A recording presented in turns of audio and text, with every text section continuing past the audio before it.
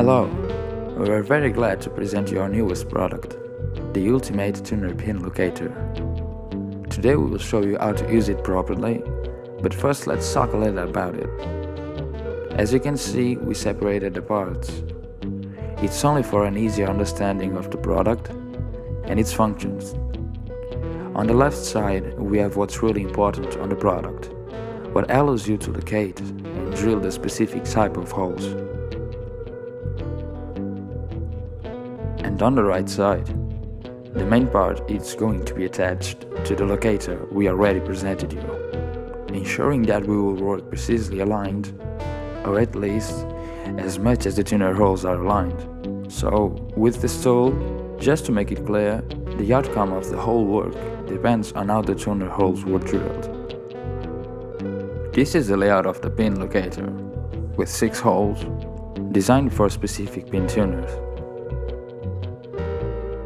We have an instructions guide available for download on the products page, and it will also be on the video description. But anyway, we have 2 rows with 3 drilling holes. These 2 on the top line were designed for Schaller or Fender 2-pin tuners. The middle one for Spurzl single-pin tuner. And now, on the bottom line, these 2 for Schaller M6 2-pin tuners. And at last, the middle one for Schaller and Fender single-pin tuners. On this video, we will drill the holes for the Wilkinson WJ807 tuners with 2 pins. And for these, we use these 2 holes on the bottom line, because these tuners match with the Schaller M6 dimensions.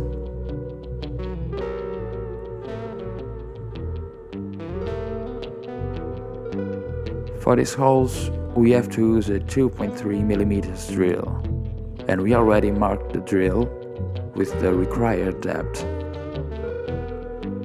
which is the pin locator's depth plus the pin's height. So let's measure it. Get your bachymeter, measure the pin locator's length, and now the pin's height.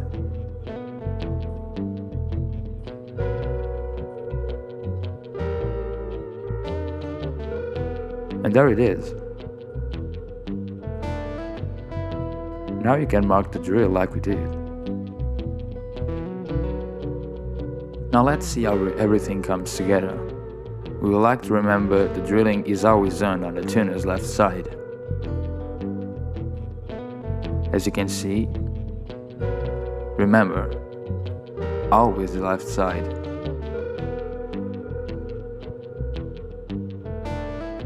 We start by attaching the main parts to each other with the small empty screws and the respective Allen key, which we provide on the package.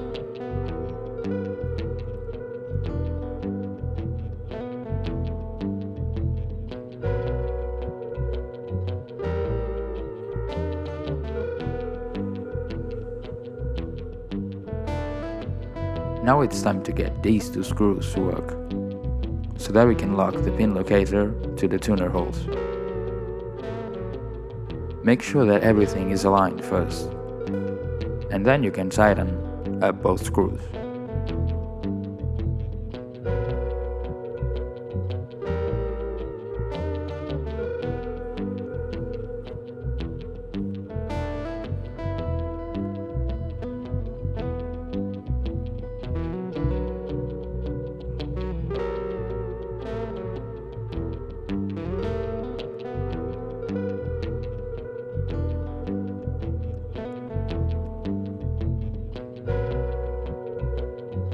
As you can see, we already did a drilling test, and the tuner fits perfectly.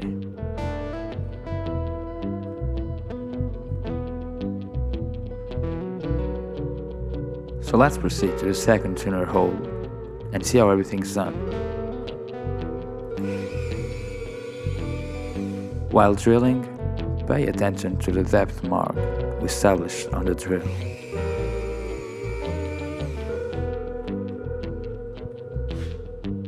From now on, you only have to repeat the process until the last tuner hole. We just finished the 5th tuner pin holes, and this is where the ultimate tuner pin locator reveals his magic. We have been drilling the pin holes using the next tuner hole as a locking point, and since we are now going to drill the pin holes on the last tuner hole, we don't have much further to go, so the solution is we lock it on the previous tuner holes.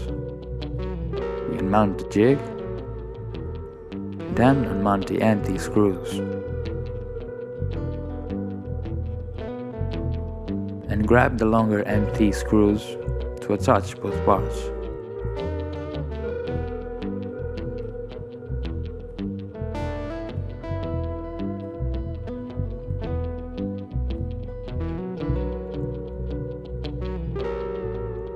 But before that, get the 2 nuts on the screws between the locking part and the locator holes. And don't forget, we are now setting up the locking part on the opposite side. It's important to tighten the screws until the end.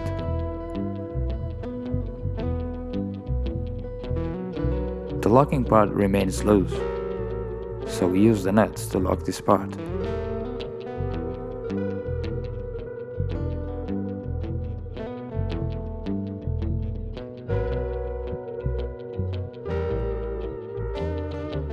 We're going to put the locator on the last tuner hole and the locking part on the 4th tuner hole.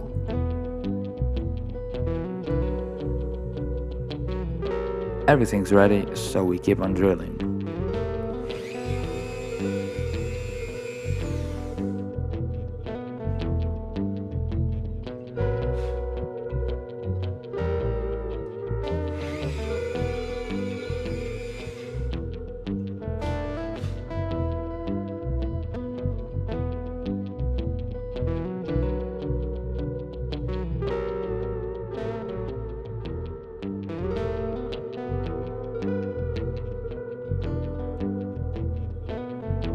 And there you go, perfectly drilled and aligned tuner pin holes.